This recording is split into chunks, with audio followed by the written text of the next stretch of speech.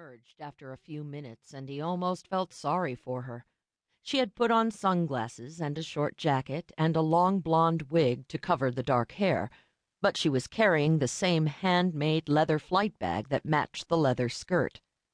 He could even detect a fresh drop or two of perfume. The only person who wouldn't recognize her was somebody who wasn't looking for her at all. Those long legs in those dark stockings? If she'd had any sense at all, that was what she would have covered. Killigan waited while she put a good 200 feet between them before he started toward the baggage area. He could feel the universe rolling along smoothly now, the way it was supposed to. That had just been a little bump in the pavement. She was watching for her luggage, staring down at the metal track that wound around the waiting area. It was all a question of timing now. He saw her spot her suitcase. She watched it all the way from the moment it brushed in through the weather flaps and went around the track. Then he saw her lean forward and strain to drag and bump it over the rim onto the floor. It made her seem more vulnerable and ripe to watch her balance on the toes of those high-heeled shoes and do that. There wasn't a lot of strength in those arms. Killigan waited until she had hauled it to the door and shown the security woman her ticket with the stub stapled to it that matched the one on the suitcase. Then the door opened and she stepped out onto the sidewalk, with Killigan at her elbow. At the curb she stopped and looked to the left to find a taxi, and Killigan moved in. He flashed his identification wallet in her face as he said, "Come with me, please, Mrs. Eckerly," clutched her arm and pulled her along with him, so there was never a second for her to think.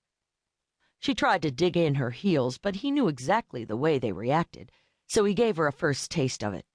He bent her wrist down enough so she knew it would break if she didn't come, and jerked her along more quickly. It wasn't just the pain that worked on them. It was the fact that he knew how to inflict it so easily. It proved to something deep inside them that he represented genuine authority, cops and law and government, and even more, all the massed force that made people do what they were supposed to do. He hustled her across the street in the crosswalk, not even waiting for the light to change, just holding up a hand and counting on the driver's reflexes. He knew that, too, would help.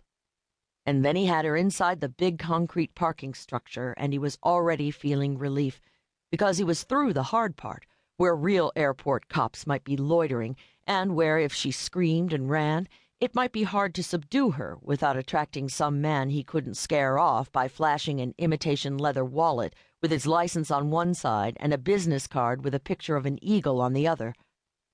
He had parked the van on the first floor, just about 20 feet from the exit. To get that space, he'd had to be here early and hang around all evening, but it was paying off now. She was already to the back door before she said, "Wait, you're making a mistake. Don't do this."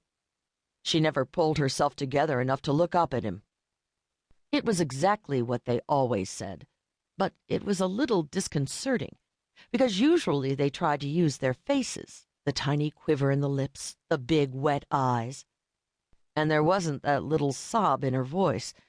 It was like a whisper in the big concrete place, and it went right through him. He couldn't let up for a second, he knew. "No mistake, Mrs. Eckerly. There's a legal complaint, and you'll have to go back and clear that up. Face the van, please." He had hoped to do this after she was inside, because the sight of the handcuffs sometimes made them panicky, but he had a feeling about this one. He slipped the cuffs off his belt and turned her away from him. As he pulled her left arm around behind her, it came too quickly. He pulled harder, but that didn't seem to help.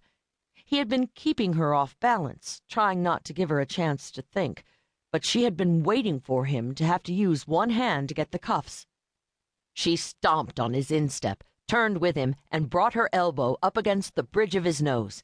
He heard the bone break and felt the warm blood streaming out of his nostrils into his mouth. He knew he was in trouble because of the pain and the slowness, and something bad had happened to the bones in his foot.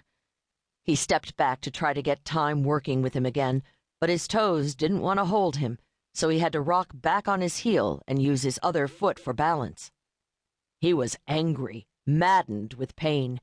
He was going to make her hurt just as much. In a second, she would turn to run, and he would be on.